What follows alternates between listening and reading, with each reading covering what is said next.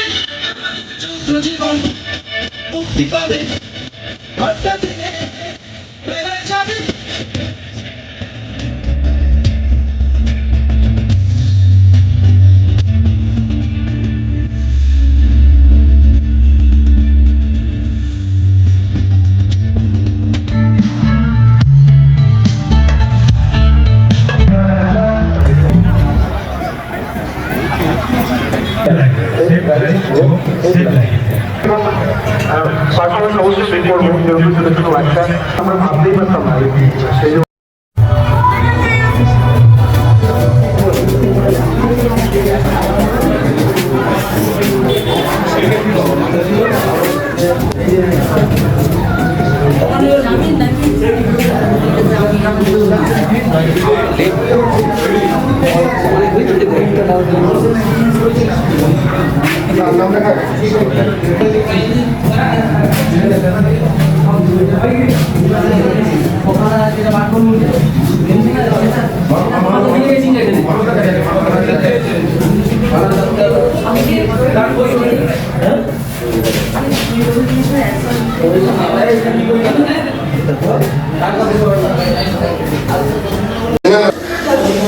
ঘাটাল মহকুমার ঐতিহাসিক স্থান কালিকাপুর।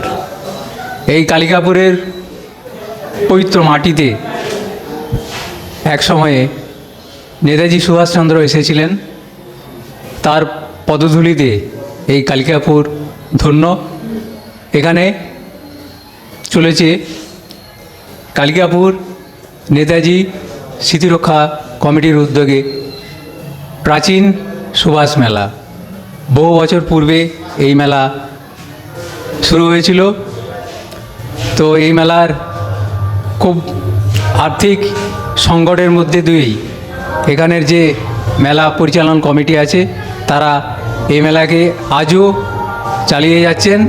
এই মেলা ক্রমশ যত দিন যাচ্ছে এই মেলার জমজমাট হচ্ছে এবং মানুষের মধ্যে আগ্রহ বাড়ছে এই সুভাষ মেলাকে উপভোগ করার জন্য। আমরা পেয়েছি মেলা কমিটির অনেক সদস্যকেই। তাদের কাছ থেকে আমরা এই সুভাষ মেলার ইতিহাস জেনে নেব। স্যার, আপনার নাম? আমার নাম অভিজিৎ খামরে। এই মেলা কত বছর আগে শুরু হয়েছে? মেলা মোটামুটি 90 দশক থেকে এরকম বড় আকারে হচ্ছে। তার আগেই ছোটোখাটোভাবে একটা হতো, ঠিক আছে। তারপরে আমরা মোটামুটি 2011 সালের পর থেকে মেলাটাকে আরও শ্রীবৃদ্ধি করেছি এবং এখন একটা বৃহৎ আকারে মেলাটা হয়। আর এই সুভাষচন্দ্র বসু প্রসঙ্গে তো এই মেলাতে কি সুভাষ বিষয়ে কোনো আলোচনা সভা এইসব প্রোগ্রাম আছে? হ্যাঁ, সুভাষ বিষয়ে আলোচনা তো হয়ই। তার থেকেও বড় কথা, এই মেলার ইতিহাস একটু বলে দিলে আরও ভালো হবে আপনাদের।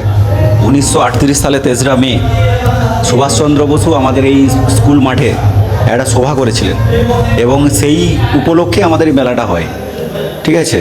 এবং আমাদের এই মেলার মধ্যে যে সকল অনুষ্ঠানগুলো হয় তার মধ্যে সুভাষ সংক্রান্ত আমাদের বিতর্ক সভা থাকে, তাকে নিয়ে আলোচনা সভা থাকে, বিভিন্ন রকম কর্মসূচি সুভাষচন্দ্র বসুকে নিয়ে আমরা আলোচনা করে থাকি। তো আপনারা তো কোনো সরকারি সাহায্য পান না এই মেলা চালাতে। তো আপনাদের তো বিশাল অঙ্কের বাজেট, এই বাজেটটা আপনারা কিভাবে সংগ্রহ করেন? না, আমরা সরকারিভাবে কোনো সাপোর্ট পাই না আমরা। তো আমরা চেষ্টা করি, কারণ মেলাতে আমরা এই যে দেখছেন যাদেরকে, আমরাই মোটামুটি একটা কালেকশন করি মার্কেট থেকে, সেখান থেকেই হয়। তো প্রত্যেক বছরই আমরা খুব এই আর্থিক ব্যাপারটা একটু খুব সমস্যার মধ্যে পড়ি, কারণ এই মেলার একটা নাম আছে। এই মেলা তো আর যে মানে যাতাভাবে করা যাবে না। তো সেই জায়গা থেকে আমাদের প্রচুর কষ্ট হয়, কিন্তু এই সব ছেলেরা অক্লান্ত পরিশ্রম করে মেলাটাকে করে আজও বাঁচিয়ে রেখেছে। একদম বাঁচিয়ে রেখেছে। দেখা যাক আগামী দিন যদি সরকার আমাদেরকে সহযোগিতা করে, কিছুটাও সহযোগিতা করে, তাহলে মেলা আরও শ্রীবৃদ্ধি করানো যাবে।